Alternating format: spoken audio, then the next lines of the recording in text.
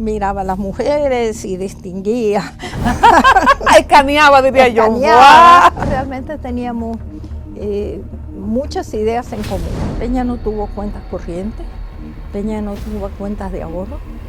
Peña logró tener una primera casa en su vida, gracias a Dios. Vendió ese terreno y se guardó la mitad del dinerito y la otra la repartió, por supuesto. La mamá y el papá eran dominicanos.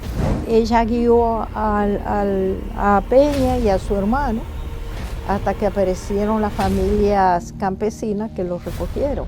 Los vecinos de ella decían que ella había llegado con su marido y cuando Peña la encuentra, a través de esta comisión que fue, hacía 2 meses que había fallecido.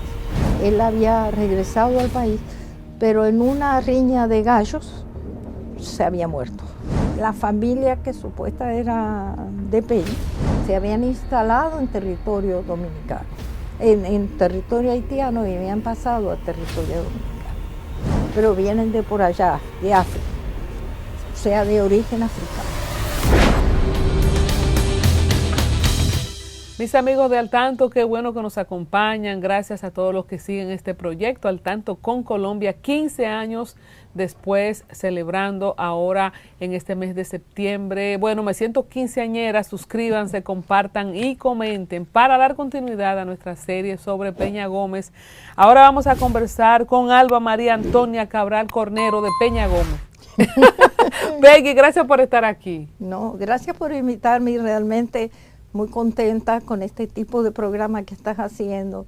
Es muy importante, sobre todo para la juventud, que entiendan el tipo de personas, los hombres que han contribuido con el país y entre ellos está Peña Gómez. Claro que sí, yo he citado mucho el especial que nosotros hicimos con Peggy Cabral, pero hablamos de muchas cosas, hablamos de Peggy, esta invitación prácticamente todo colinda con Peña Gómez y he tenido que citarla por algunas personas que han venido, porque me quedé, desde que hicimos este programa, me quedé con esa idea de saber más de Peña Gómez, desde la mirada de quienes lo conocieron, ya que a mí no me dio chance de entrevistarlo nunca, y es también como un deseo muy personal.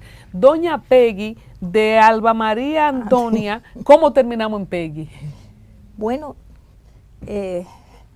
tuve un padre, poeta, escritor, premio nacional, Manuel del Cabral, que se le ocurrió ponerle a sus hijas sobrenombres. Entonces, una fui yo y la otra mi hermana, Amanda, pero que le puso el sobrenombre Chinchina. Entonces después escribió un libro, Chinchina busca el tiempo. Conmigo no me escribió libro, pero sí me hizo un gran verso para Peggy. Qué bien. Sí. O sea, que la cortó, porque antes usaban esos nombres largos. Hay gente que tiene hasta 5 nombres. Así es. Bueno, imagínate, Alba María Antonia Cabral Cornero, y yo cuando pequeña decía Peggy al final. Peggy, ¿cómo conoce Peggy a Peña? Como le decimos a José Francisco Peña Gómez. Mira, mi madre, periodista, política, era muy amiga de Juan Bosch y se hizo muy amiga de Peña.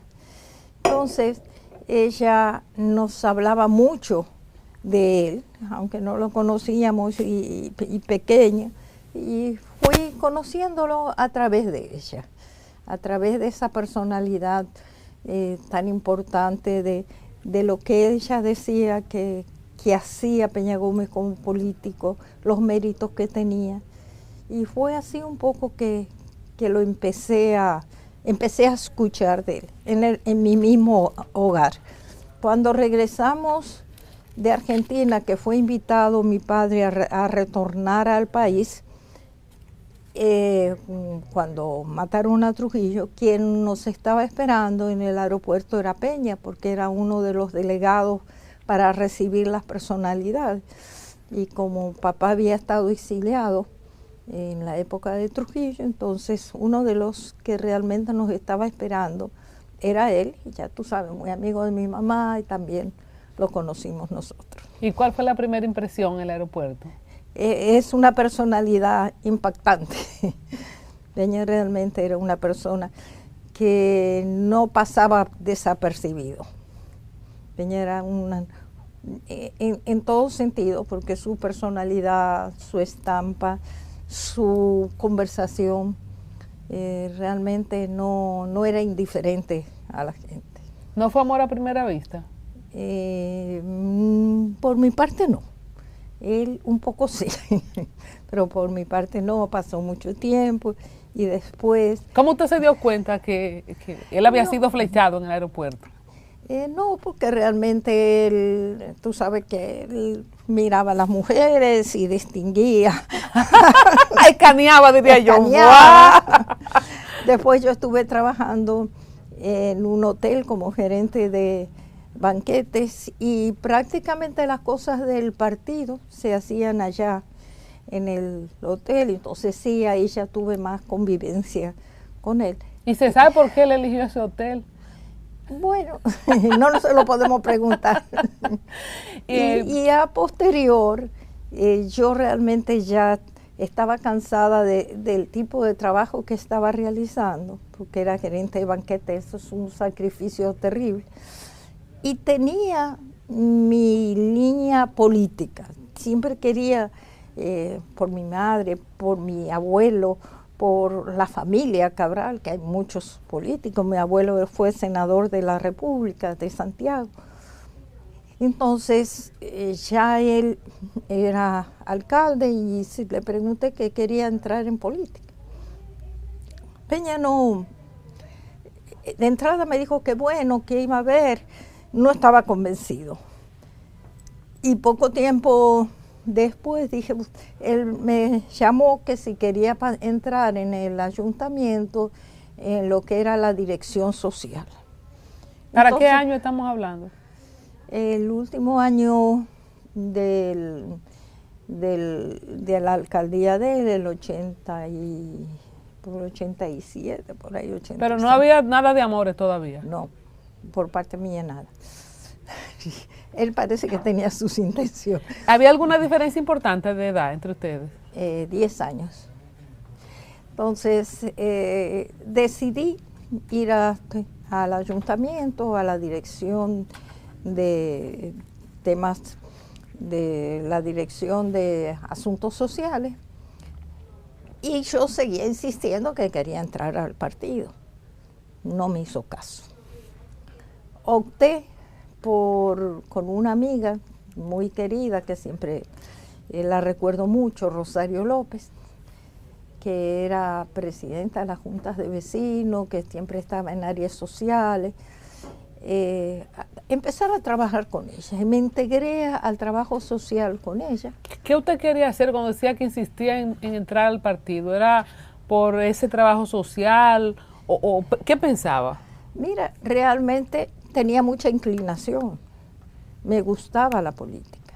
No sé si de herencia o por las circunstancias o el momento que estábamos viviendo, pero estaba muy interesada y la parte social tenía un peso enorme para mí. Entonces comencé con ella, trabajé con ella mucho tiempo. Cuando él se dio cuenta, entonces me llevó al partido. Me llevó al partido para que me iniciara los trabajos con las mujeres. Y así comencé con lo que era rama femenina en aquella época. Peggy, ¿recuerda el primer piropo, carta, tarjeta? ¿Cómo se enamoraba Peña Gómez? Ah, no, pero Colombia, como cualquiera.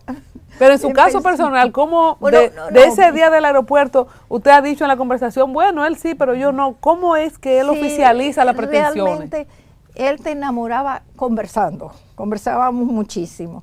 Entonces realmente teníamos muchas ideas en común. Me fascinaba los proyectos que tenía, me encantaba la acción que él tenía en la parte social. Por ejemplo, Peña Gómez hizo algo que muy poca gente habla de ese trabajo, que fue en la alcaldía. Él realmente tenía escrito el gobierno compartido, pensando en un momento dado ser presidente, pero como él estuvo en el ayuntamiento, fue un gobierno con partido municipal. Ahí tenía escuelas laborales, ahí tenía las iglesias, ahí tenía un área de las juntas de vecinos, y ahí tenía los empresarios, que hizo que una vez por mes la parte de los empresarios se reuniera y aportaran ideas de lo que ellos creían que el ayuntamiento tenía que hacer.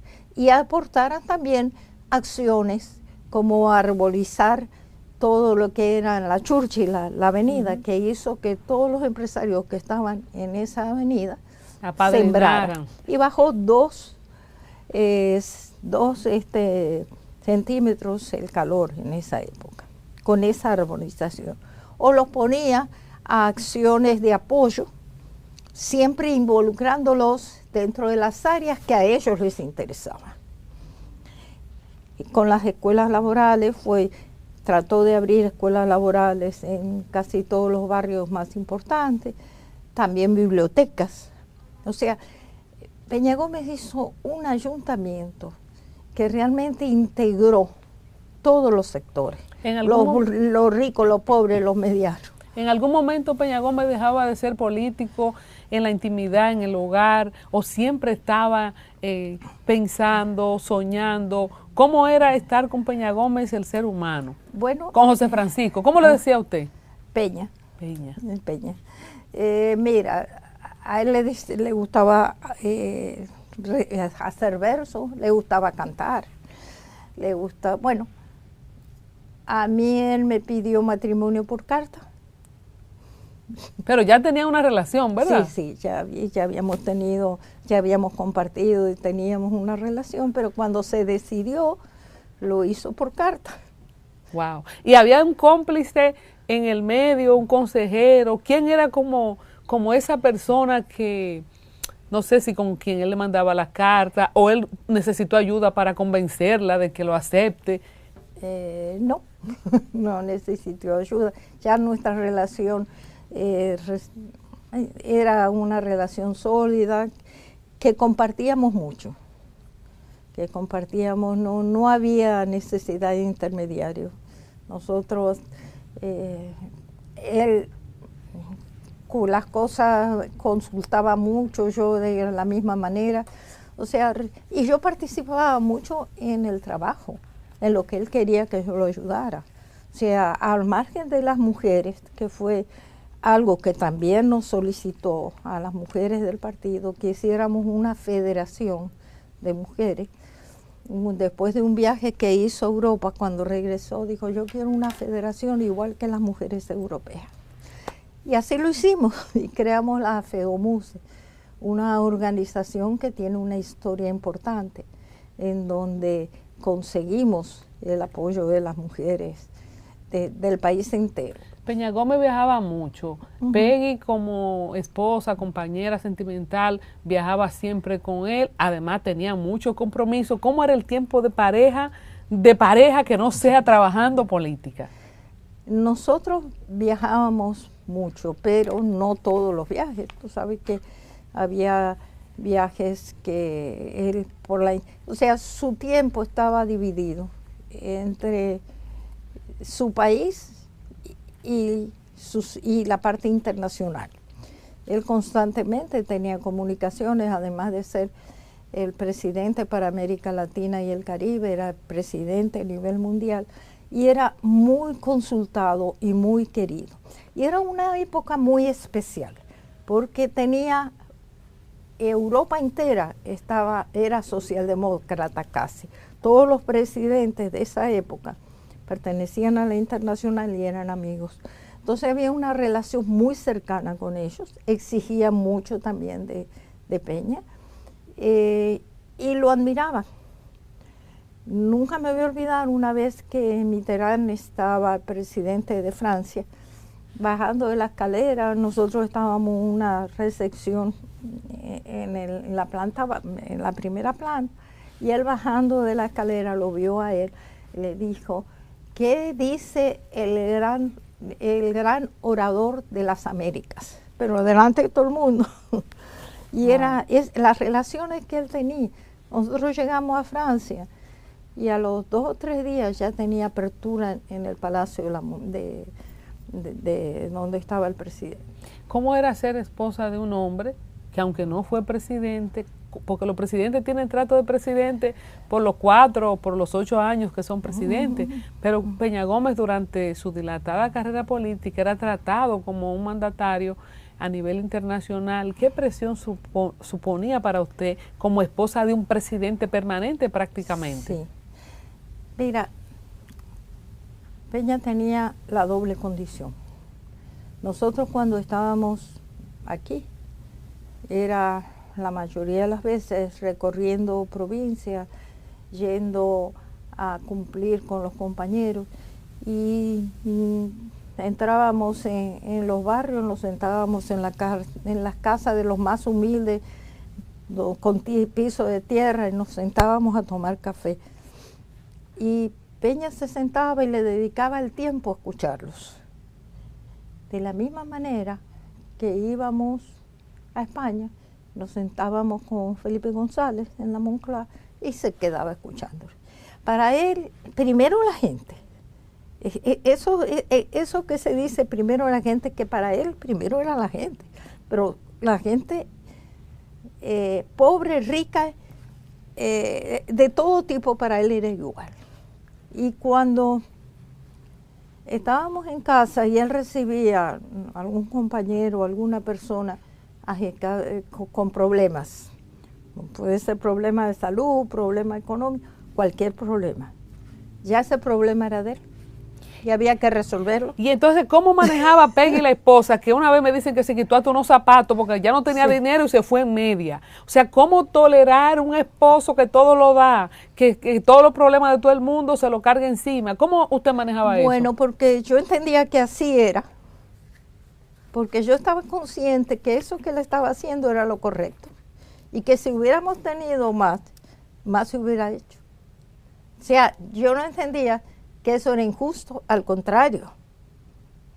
Cuando había que estar llamando en una época en Cuba que había un servicio médico tan fabuloso en su momento, era permanentemente que yo llamaba para los compañeros que había que trasladarlos. Entonces, todo lo que tú puedas hacer en la vida, hazlo. Y Peña, además de ser un intelectual, un hombre que lo mejor fue su superación. Él se superó. Nació en una choza y llegó a los palacios igualito. Y como tú dijiste ahora, yo me adaptaba exactamente igual y así lo entendía. Cuando iba a la casa de un compañero, como cuando iba a un viaje, nos recibían como si fuera un presidente, porque así lo respetaban a él. Peggy, ¿nunca puso en riesgo la estabilidad económica del hogar, como que le faltara algo, o que se fueran de boca, como dicen buen dominicano? Mira, ¿llegó a pasar eventos así difíciles? En mi casa no había dinero guardado, nunca. O sea, eso era todos los días. Si aquí había 100 pesos y venía aquel que necesitaba 70, se le daba los 70 y nos quedábamos con 30. O sea, Peña no tuvo cuentas corrientes, Peña no tuvo cuentas de ahorro. Peña logró tener una primera casa en su vida, gracias a Dios, porque fue la casa que más amó. ¿Por qué? Porque él tenía un terrenito chiquito por Jaina o por ahí, que se lo habían regalado. Entonces él lo vendió ese terreno y se guardó la mitad del dinerito y la otra la repartió, por supuesto, y para poder comprar otro. Entonces después varios amigos junto con ese dinero le compraron la tierra de Cambita y los amigos fueron que le hicieron la casa, porque ya ahí no había más dinero. Peña salió de la alcaldía de Santo Domingo sin carro. Wow. Fue un amigo que a los 2 días después le llevó, pero no le faltó, porque tuvo su casa. Eso le iba a preguntar, ¿usted nunca pasó necesidad a pesar de que él todo lo daba? No. Y él, porque era lo... Mira, cuando él estuvo enfermo, que eso era un tratamiento costosísimo, nosotros llegábamos a la clínica y antes de llegar a la clínica había una tarjeta puesta de alguno de los amigos. En este caso te puedo decir de Gianni Vicini, era primo mío, pero adoraba a Peña. Y cuando en Peña, o otros, porque aquí todos lo apoyaron en su tema de salud, lo apoyaron todos sin decirle 2 veces necesito tanto. ¿Entiendes? Y cuando él era político también lo apoyaban. Él no pasó, consiguió apoyos y eso sí, él necesitaba, por ejemplo, 100,000 pesos para algo político. Hacía la lista de a quién había que entregar y de repente la suma era 120.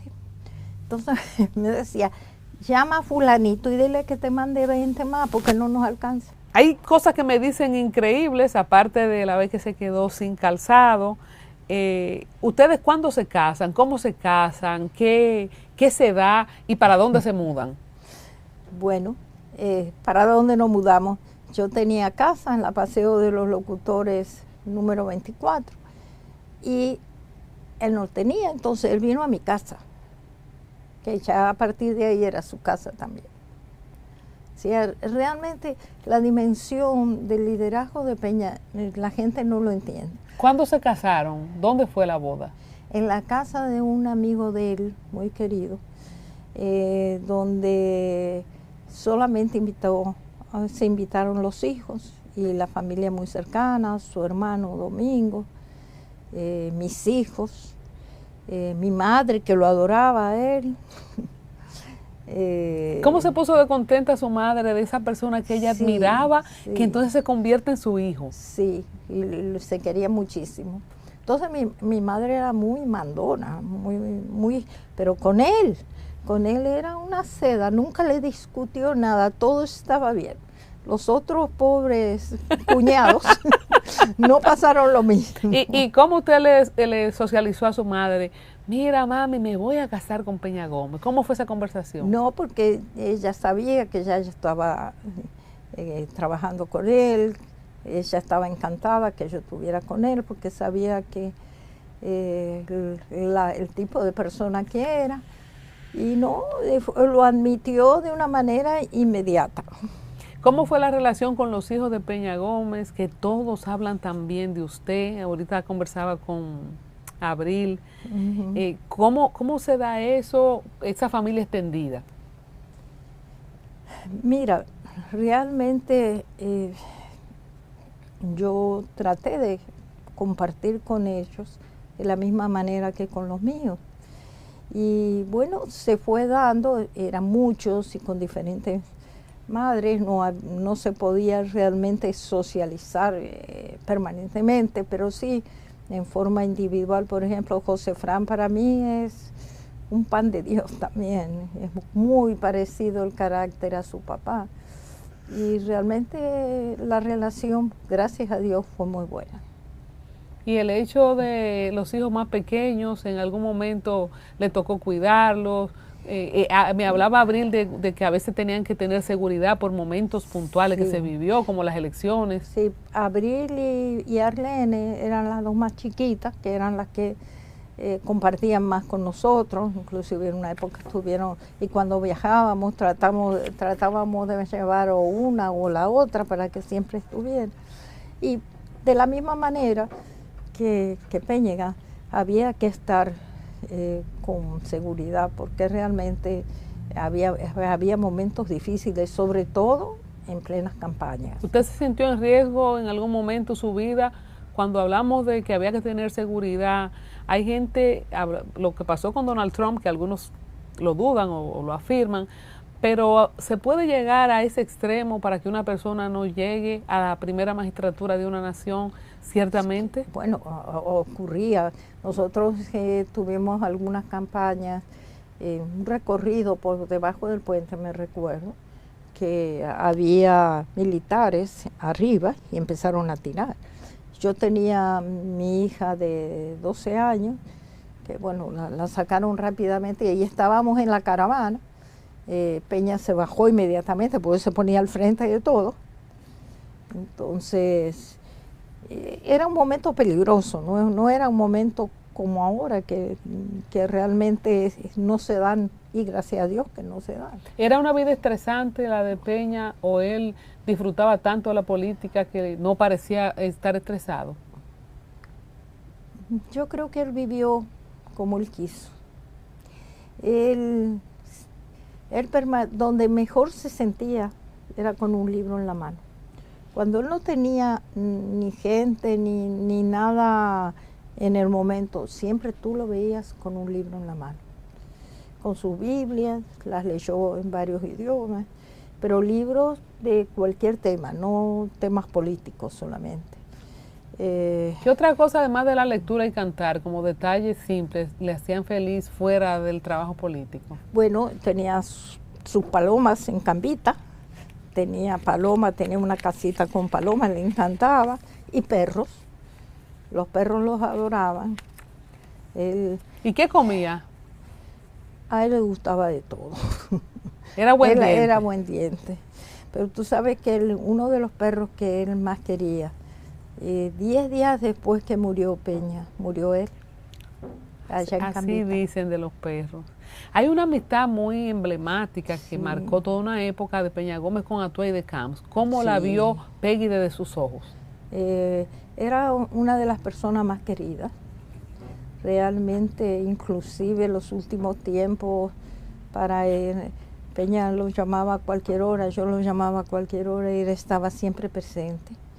Fueron hermanos ellos. Yo creo que uno de los que más cercanía tuvo fue Atuay de Camps. Cuando hablamos de política, ¿usted recuerda la primera campaña como tal ya que ustedes enfrentaron juntos? Yo no sé, en lo que pasó en el 94, que cambió hasta el ciclo de las elecciones y todo eso, ¿cómo la vivió Peggy? Mira, eran campañas difíciles, también arriesgadas. Ahí en ese momento sí había muchos temores de seguridad, porque ahí se pegaban tiros como nada. Como te digo, tengo en mi imagen ahí arriba en un balcón militares tirando a un recorrido que estábamos haciendo, recorrido inmenso, eso sí, porque esos mítines que Peña hacía ya no se pueden hacer, no se han repetido. Inclusive el mitin de las mujeres, que llenamos también la plaza de la Trinitaria y cruzaron el puente, mujeres solamente, porque lo que hay es ya que no se me aparezcan los compañeros que se queden en la casa. ¿Y cómo se justificaban esas agresiones en mítines en la época? Imagínate, había mucha agresión, realmente la gente no quería ceder el poder y respondía en forma así, no era como ahora con los celayos contestando por los teléfonos, no, era frente a frente y a tiros. Peggy, Peña le pedía consejo a usted en algún momento para tomar decisiones. ¿Cómo usted recuerda que vivieron ustedes internamente la crisis del 94? Mira, nosotros conversábamos permanentemente. Cuando el tema de que se roban las elecciones, definitivamente, nosotros teníamos comunicación con un grupo de militares de todas las fuerzas y militares de rango, o sea, militares activos, que seguían a Peña Gómez. Y teníamos informaciones de que en esas elecciones iban a sacar por mesa de a 10 y a 20 personas por cada mesa. identificados aquellos que eran PRDistas. Y así lo hicieron. Yo empecé a recibir llamadas, por ejemplo, de Cotuí, donde me dijeron que el compañero Sánchez Baré y la familia entera Sánchez Baré habían podido votar porque no estaban en las listas. Y eso se empezó a repetir. Cuando eso ocurrió, Peña me dice, llámate a la Junta para decirle que ya las sospechas y las informaciones que teníamos ya están. Él había traído muchos observadores que eso lo atestiguaron. ¿Quién era el presidente de la Junta? En ese momento no me acuerdo cuál de ellos, porque fue después de la crisis, pero que tomara, y también que llamáramos a Monseñor, que siempre estaba presente, que ya sabía, porque le habíamos informado lo que estaba ocurriendo. Y eso pasó y siguió pasando en el país entero. Luego empezaron las revisiones. Él sí fue a visitar a Estados Unidos, yo creo que se fue también a Brasil, a diferentes países donde tenía amigos, para decir lo que había ocurrido. Y si con ese esfuerzo internacional logró que por lo menos hubiera una negociación donde Balaguer le dijo, yo saqué el 50% y usted sacó el otro 50%. Vamos a dividir 2 años y 2 años. Claro, como yo soy más viejo, me voy a morir antes, yo voy en los 2 primeros años. Así fue. Y usted los otros 2 ¿Dónde años. tuvieron esa conversación? ¿En el persona? Palacio. ¿Y usted estaba ahí? No, en la biblioteca, porque él hizo que la primera conversación la hicieran en la biblioteca. Luego, ¿En cuál biblioteca? allá, en la Biblioteca Nacional. Ok, Después Peña Gómez y Balaguer, ¿y quién más estaban ahí? Estaba Tuey, no sé con quién más estuvo, pero quedaron al otro día de verse. Dijo, déjeme hablar, que yo voy a hablar con mi partido y luego volvemos a hablar. Y Balaguer le dice, pero por favor, venga al Palacio, no me haga subir tantas escaleras. Yo soy muy viejo. Él se daba por... Se echaba muerto. Seguro. Entonces Peña se pasó por casa y me lo comenta. Y yo le dije, yo personal, y vuelvo y lo digo, sí, acéptalo, tú los 2 primeros años. Entonces después fue al partido y ya en el partido dijeron que no, los otros.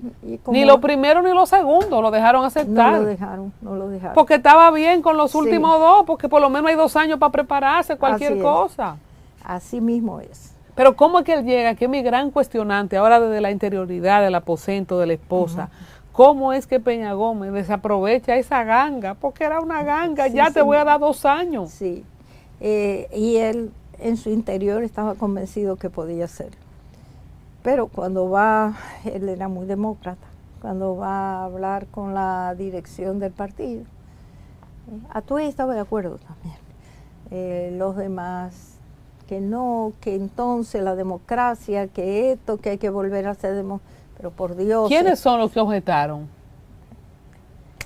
Bueno, parte de la dirección, ahí estaba Hugo Tolentino, ahí estaba Ibelice, ahí estaba también Sánchez Baré, el grupo de la dirección. ¿Y él escuchó ese grupo? Él lo escuchó.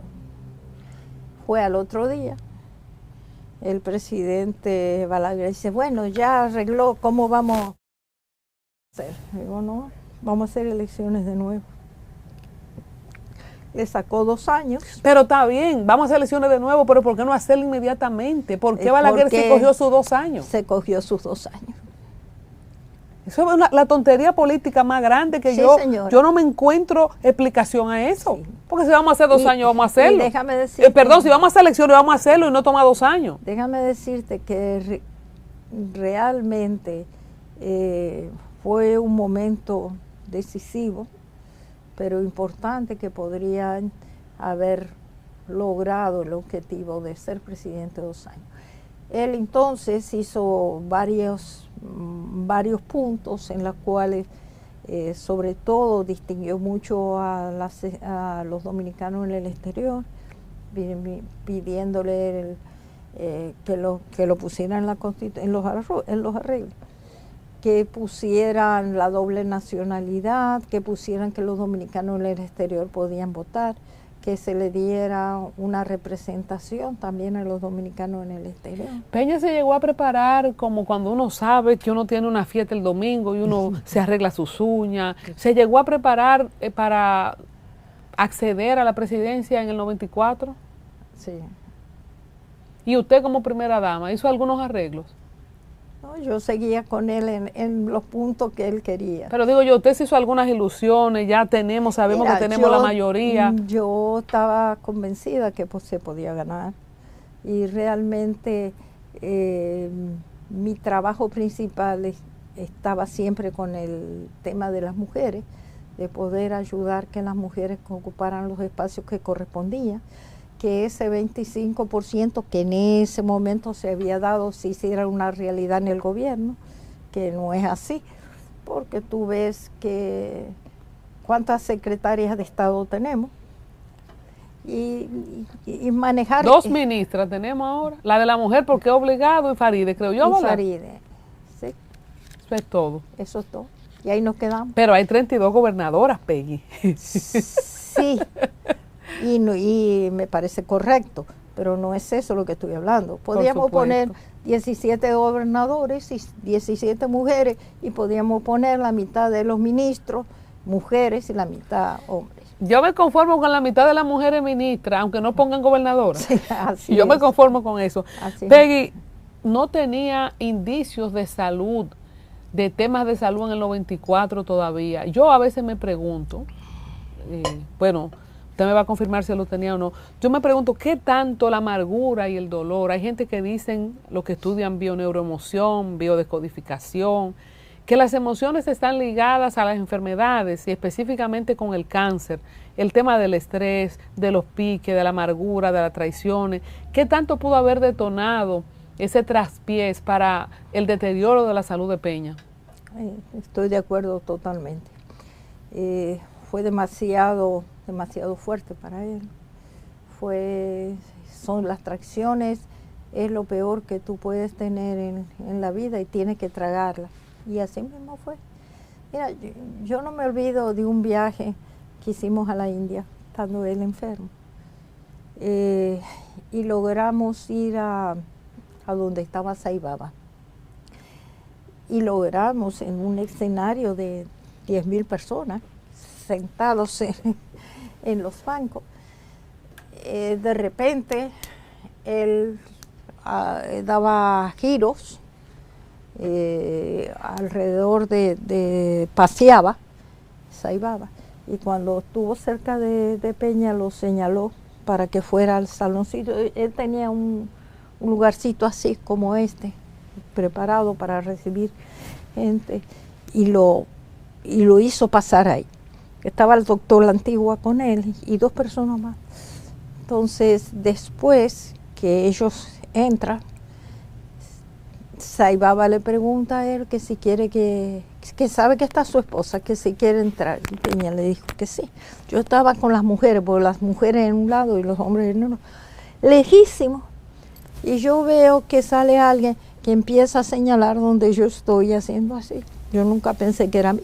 Pero al rato alguien se me acerca y me lleva también hacia donde estaban ellos. Entonces él lo vio y le dijo, a usted le enfermaron el alma, le dieron muchas cosas,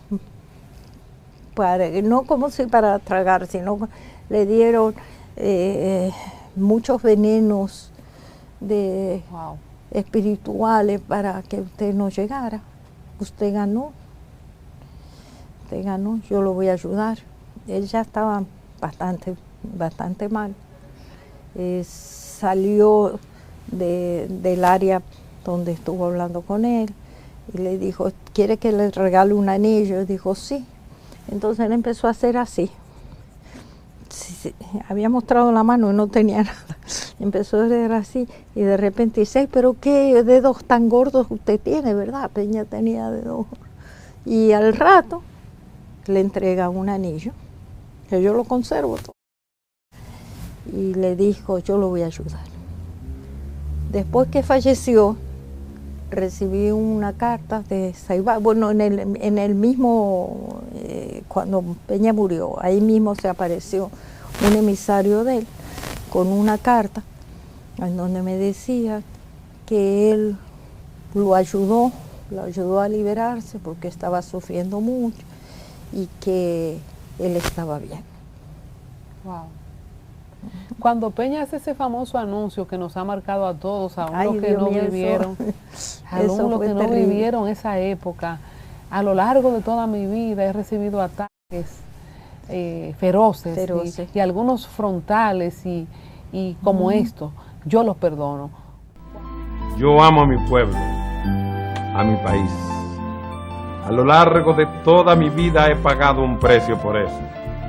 He recibido ataques feroces, a veces frontales, a veces con venenos más sutiles, como ahora. Pero yo los perdono. Mis adversarios pueden contar conmigo.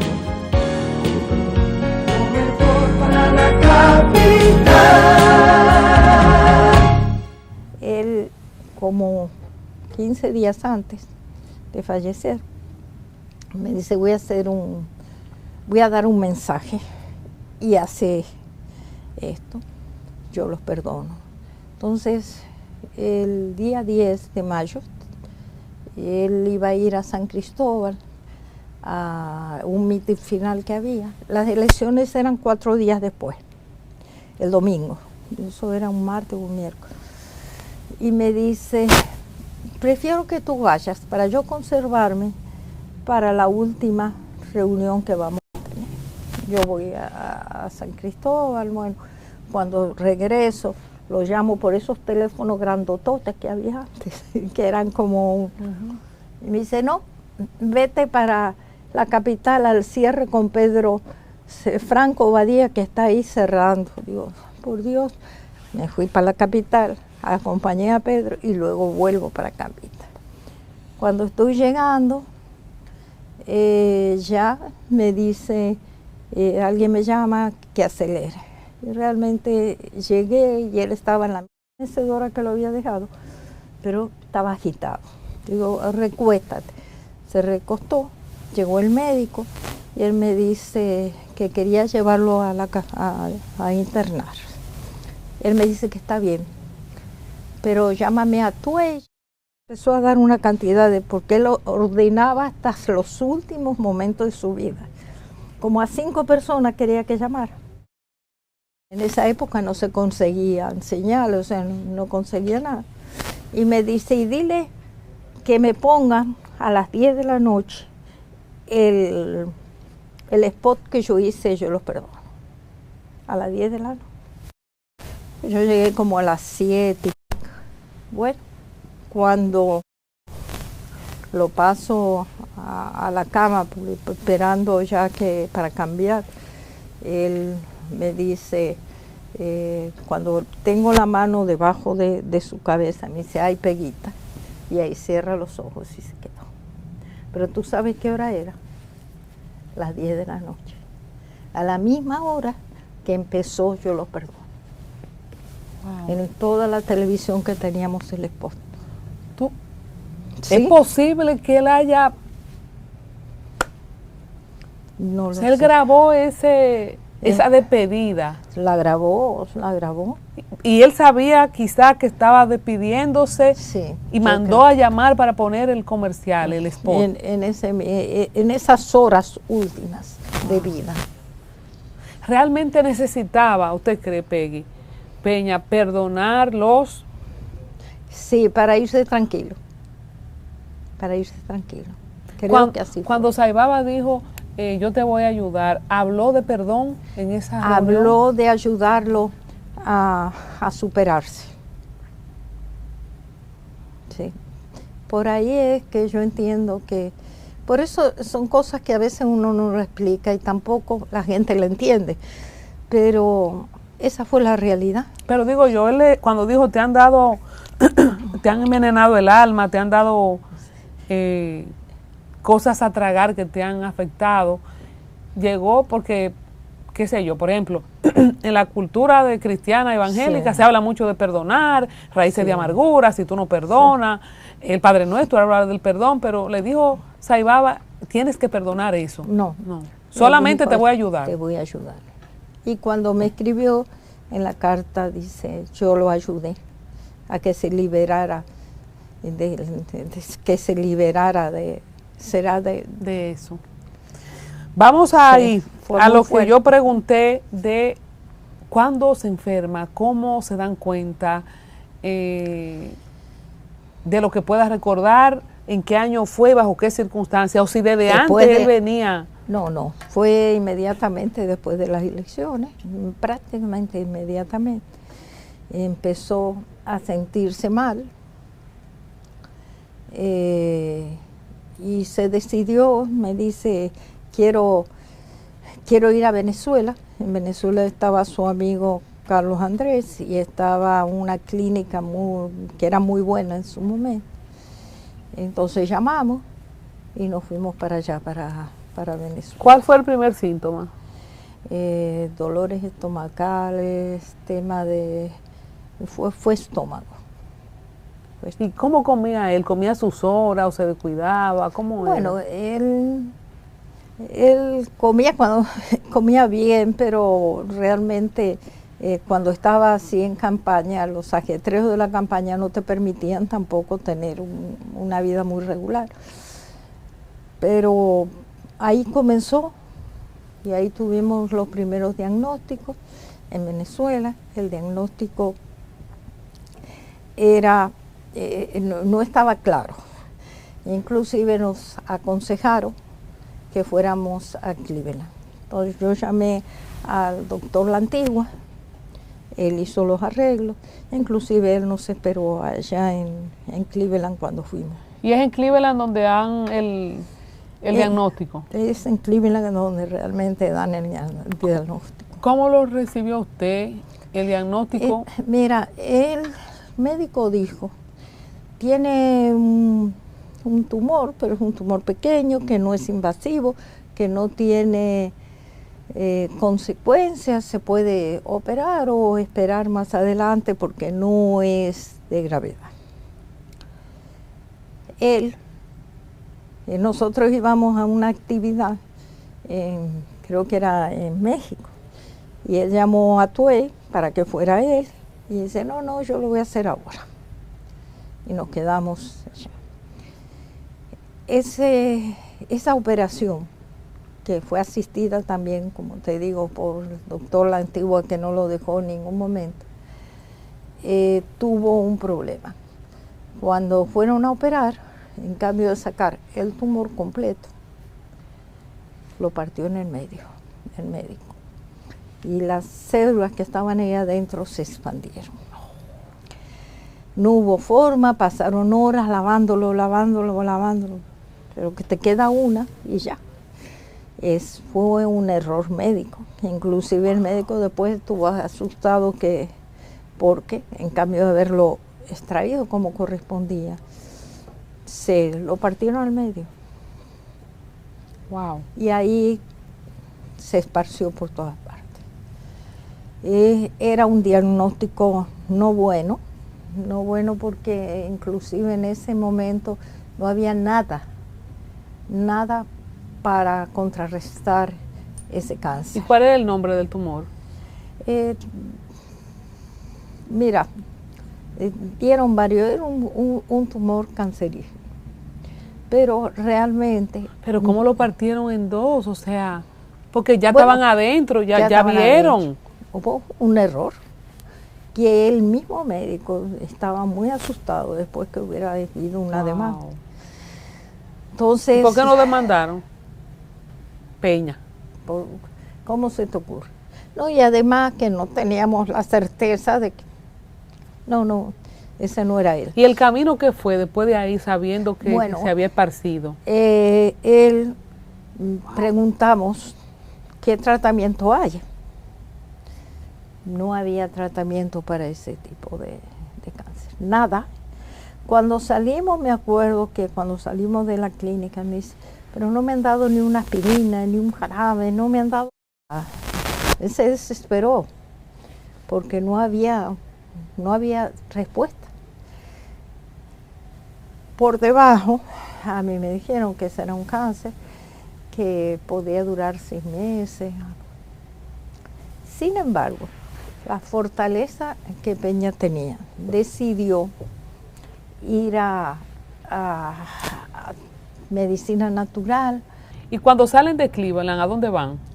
No, venimos a República Dominicana, se convoca la dirección política, se habla claramente, ese discurso fue impresionante, mucha gente llorando. Y él dice que tiene cáncer ahí. Sí, él lo dijo claramente lo que pasó, la operación que le hicieron y que su diagnóstico es ese, pero que él va a sobrevivir. ¿Estamos hablando de qué mes del 96? No te podría decir. ¿Y entonces antes de las elecciones fue eso? Sí, antes de las elecciones. ¿Y el público supo eso? ¿Pudo haber afectado eso en el resultado de las elecciones del 96? Claro, porque Peña no escondió nada. Peña habló claro. Es más, también ya estando muy deteriorado de salud, cuando se pone como candidato a alcalde por las dificultades internas que tuvimos, todo el mundo sabía que él estaba en recuperación. Sí, yo en el 98 lo tengo claro. Sí. Lo que no computaba bien, Sí. no lo manejo, no lo recuerdo, cómo fue hacia afuera saber que había un candidato, por ejemplo, con Biden. Al final quitaron a Biden a mitad de camino, porque fue parte de la campaña. No se hizo campaña negativa de que él estaba enfermo, siempre fue el tema racial, el tema del color de piel. Sí, la campaña principal que tuvo en contra fue la campaña racial. Eso sí, que fue algo que realmente él combatió mucho. ¿Por qué? Porque él se comprobó que él era dominicano, ¿verdad? Que habían nacido en la Loma del Franco, todo el mundo eso no lo discutía. Después vino el tema que eran los padres haitianos. Y él buscó los orígenes hasta que realmente consiguió comprobar que eran dominicanos. Los padres de él. Los padres de él. Inclusive cédula, ingreso. Y eso para él le dio una gran satisfacción. Pero cuando hablamos de que eran dominicanos que tenían cédula, son de gente que vino de Haití No, que nacieron aquí. Te explico. La mamá y el papá eran dominicanos. Él, cuando lo dejan, lo abandonan, cuando tenía 3 meses, se fueron los dos a Haití porque vino la persecución con las personas negras que no sabían decir perejil, ¿te acuerdas? Pero si ellos tenían cédula dominicana, ¿por qué se fueron? Pero que eso mataban a cualquiera. Eso no era que tú eras oscura y no, ya. No preguntaba mucho miedo. Inclusive abandonaron a los 3, a los 2 hermanitos y a una prima que tenía 8 años y que por suerte estaba ella porque ella guió a Peña y a su hermano hasta que aparecieron las familias campesinas que los recogieron. Entonces, cuando se van a Haití, los padres de Peña, mira lo que pasa. ¿A quiénes buscaron en Haití? No, ellos se fueron a Haití y se establecieron en uno de los lugares más pobres de Haití. Pasó el tiempo, nunca pudieron tener roce ni conocimiento. Tiempo después, cuando Peña era síndico, logró que el alcalde de Haití, que era amigo de él, apoyara en una investigación que él mandó para ver si los ubicaba. Y efectivamente, después de una cantidad de meses, lo ubicaron y ubicaron a su mamá.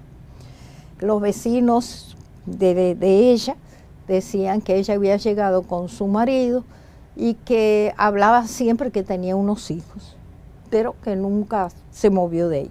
El papá se fue a los pocos meses, se retornó para Santo Domingo. Ella se quedó y cuando Peña la encuentra, a través de esta comisión que fue, hacía 2 meses que había fallecido. Oh, Entonces, wow. imagínate una persona como él que añoraba encontrar su madre. ¿Y ella no tuvo más hijos? No. Y ella entonces la trajo sus restos, lo pudo traer y es la tumba que está al lado de él, aquí en el cementerio. ¿Nunca se investigó por qué abandonaron a los niños? Porque estaban No se lo muertos podían de llevar. miedo, porque creían que, claro, deberían habérselo llevado, porque creían que lo iban a matar. El papá regresó por San Juan y como en años, pocos años, cuando Peña tenía 56 años, una compañera que estaba en la parte electoral lo ubicó en San Juan en la Junta y consiguieron la cédula de él. Él había regresado al país, pero en una riña de gallos se había muerto. Pero consiguió su cédula, consiguió el ingreso nuevamente después que había regresado de Haití y sus papeles que había nacido aquí. Y se pudo establecer si los padres de ambos padres de Peña eran de Haití y por eso ellos regresaron allá, que eran segunda generación aquí. Los abuelos, tú dices. Exacto, los abuelos. Bueno, Víctor Salvador, el geólogo del rey de España, hizo un libro contando la historia de los orígenes. Esa gente se va, ya tú sabes, ahí informa en ese libro, te lo puedo hacer llegar si tú quieres, en donde la familia que supuesta era de Peña había llegado al país, habían entrado por los abuelos, los tatarabuelos, se habían instalado en territorio dominicano, en territorio haitiano y habían pasado a territorio dominicano. Pero vienen de por allá, de África, o sea, de origen africano. Peggy, ¿cómo manejaba Peña internamente? Está bien la traición y todo eso, pero las campañas, el anuncio que si lo acusaron de brujo, que si era haitiano, o sea, cómo la persona, hasta el niño interno que uno tiene, porque yo soy de la que creo que uno tiene un niño interno, que se lacera, que coge bullying. ¿Cómo Golpea. Claro. Golpea anímicamente, te tumba, pero él lograba superarse, o sea, él le daban duro. Él se sentía aceptado por las masas, porque era un líder de masa, pero entonces habían grupos puntuales específicos que denostaban su origen, su color de piel. Alguien le decía, pero imagínense, estas personas me critican cuando no han podido cruzar ni siquiera salir de este país, y a mí ya en territorio europeo me aplaude y doy discursos delante del presidente. O sea, ya eso había perdido el sentido de preocuparte por cosas así. Peggy, ¿qué a tanto? él sí le preocupaba sus orígenes establecer. Ahora, cuando él consiguió, ya que me acuerdo que había cumplido 56 años, y Luz del Alba Tebelín le trae el documento de San Juan, y entonces ya comprueba lo de su papá también. Entonces ahí se sintió satisfecho de tener los orígenes de su mamá y lo de su papá. Él explicó por qué quería tener, o cuando yo me muera, quiero que me pongan al lado de la tumba de mi madre biológica. ¿Explicó eso? No, es que, mira, yo sé que a las personas cuando no saben sus orígenes, o su padre, o de dónde vienen, sufren mucho hasta conseguirlo. O sea, eso cualquier ser humano. Y parte de eso era Peña. Peña quería tener la información real. No porque pudieran criticarlo si fuera haitiano, no. Si él hubiera sido haitiano, con mucho orgullo lo hubiera dicho. Porque él lo hubiera dicho, ¿entiendes? Eso no le dolía a él le dolía saber quién era su mamá y quién era su papá. Cuando logró hacerlo, entonces ya le dio una tranquilidad. Pero digo, ¿fue un deseo de él estar al lado de su madre biológica? En la tumba. Sí, sí, sí. O sea, eso se habló. Sí, sí. ¿Qué decía él de su madre de crianza? La adoraba. Él decía que sus padres que lo quisieron tanto, tanto como él los quiso a ellos. Por ejemplo, su mamá de crianza cuando era chiquito, además los principios que le dieron. Porque Peña Gómez fue lo que fue por esa enseñanza, por ese papá y esa mamá que eran tan rectos, tan firmes, católicos, gente simple, pero con unos principios enormes. Entonces, Peña Gómez tuvo suerte de que una familia así lo criara y que le inculcara esa forma de ser.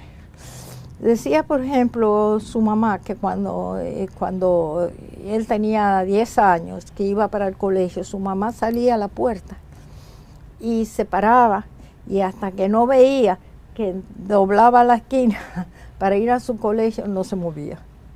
Y él la miraba para atrás, satisfecho de cómo lo querían. ¿Hay algunos poemas dirigidos a sus dos madres? Hay muchos poemas. Yo los guardo, sí. Peggy, ¿usted piensa que él quiso más a su madre biológica a pesar de que no la conoció? ¿Cómo se dividía ese amor entre lo que no conocí, entre esta mujer que me dio tanto amor, pero igual quiero insistir hasta encontrar mis orígenes? ¿Cómo era esa dicotomía? No, yo sé que a sus padres que lo criaron tenía un amor y un cariño especial, porque gracias a ellos él fue quien fue. Si hubiera caído en manos de cualquiera, vaya a saber qué ubicación le daban. Y él fue recto, él fue un hombre bueno, él fue generoso, porque sus padres eran así. A su mamá verdadera no la conoció, pero era su deseo también de tener. A ver, él dijo, yo me voy a recuperar cuando dio el discurso. Y para Peggy, cuando Peggy asume que se va a quedar viuda, que el hombre que ella ama se le está deshaciendo en las manos, o Peggy sí pensaba que él también lo iba a lograr, que iba a aparecer una medicina. ¿Cómo es entonces la historia suya? Mira, nosotros estuvimos siempre, constantemente y permanentemente a través de la medicina natural. Estaba la doctora Pestano, que fue nuestra compañera durante todos esos años, junto con la antigua, que ya lo he mencionado, pero ella, que es naturista, le daba un tratamiento que, debo decirte que de alguna manera, Peña sobrevivió al tiempo que correspondía con ese tipo de enfermedad, inclusive en el catering, en el diagnóstico, en el informe de Peña Gómez, que fue paciente de tal y tal cosa, sobrevivió la mayor cantidad de tiempo a lo indicado por esta enfermedad. 4 años duró. Sí, pero eran meses que estaba.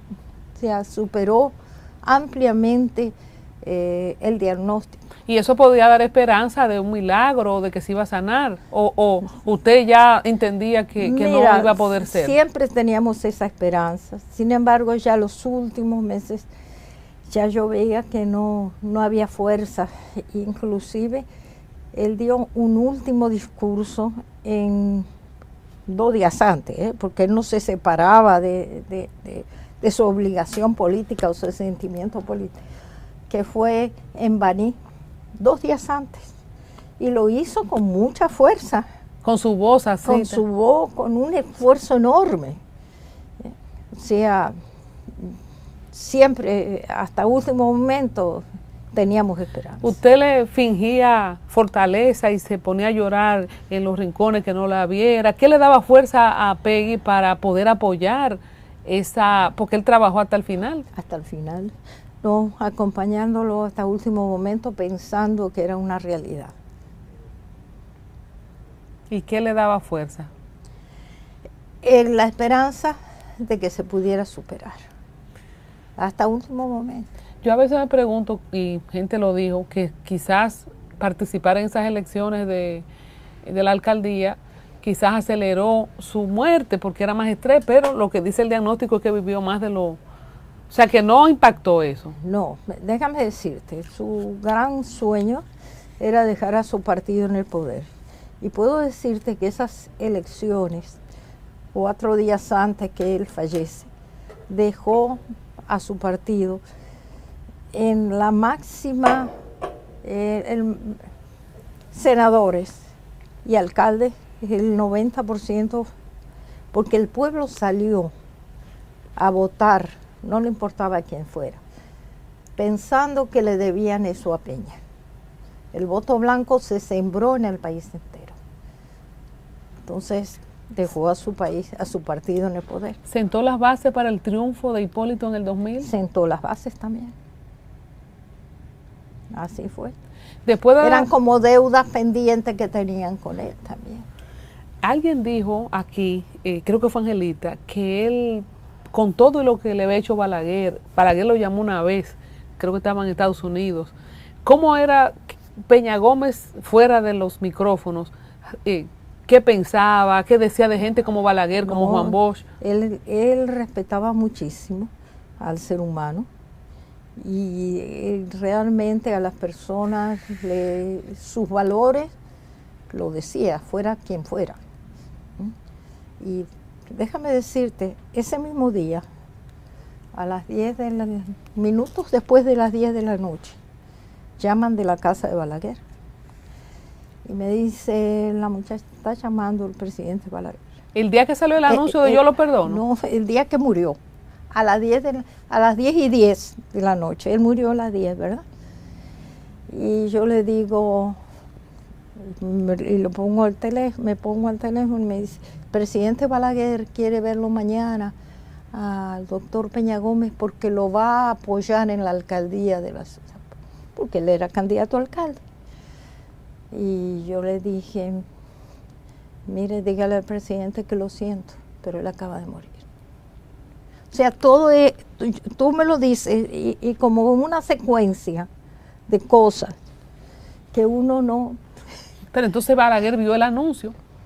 Porque el anuncio salió a las 10. No, el anuncio empezó a las 10 y algo, no, pero fueron minutos después que él murió, todavía no... Me confundí, el anuncio salió después que Peña muere. El anuncio salió a las 10 de la noche, yo los perdono. Ajá. Pero eso era un anuncio normal de campaña. Eso es lo que digo, que entonces Balaguer quizá lo vio. Digo, lo escuchó porque él no veía. Sí, pero no importa que él lo haya escuchado, pero él... Ya en el momento que llama a la casa, que todavía al público no se sabía que Peña había muerto, fueron minutos, todo ocurrió, ¿tuviste esa novela? Que ocurre una cosa, ocurre otra, y en otro momento, así mismo estábamos.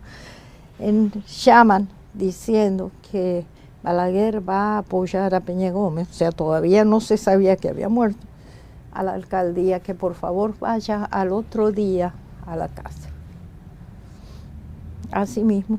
Impresionante. Impresionante. Que Peña fue impresionante, no fue normal. Una vida de película, de principio a fin. Totalmente. Peña muere de en sus principio brazos. al fin. Así es, muere desde en sus que brazos. nació hasta que murió, fue así, murió en mis brazos. ¿Y quién más estaba ahí? Estaba llegando el doctor, ya había llegado. Y estaban llegando, había 2 o 3 personas, pero no. Así fue la historia.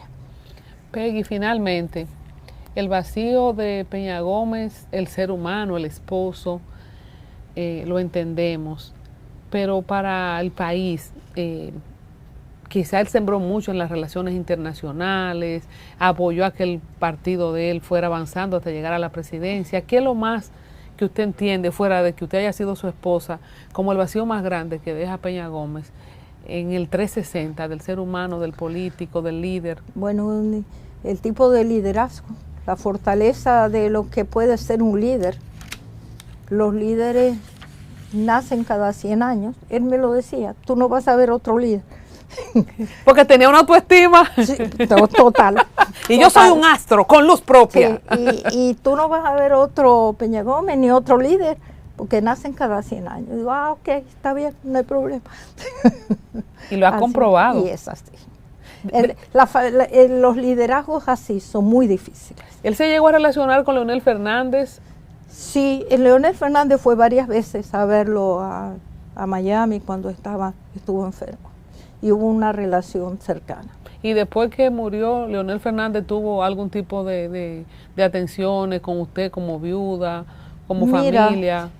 Él cuando fue presidente, al poco tiempo, pocos días después él me mandó una persona muy de su confianza para preguntarme qué yo quería, si quería quedarme en el gobierno, si quería una embajada, qué es lo que yo quería.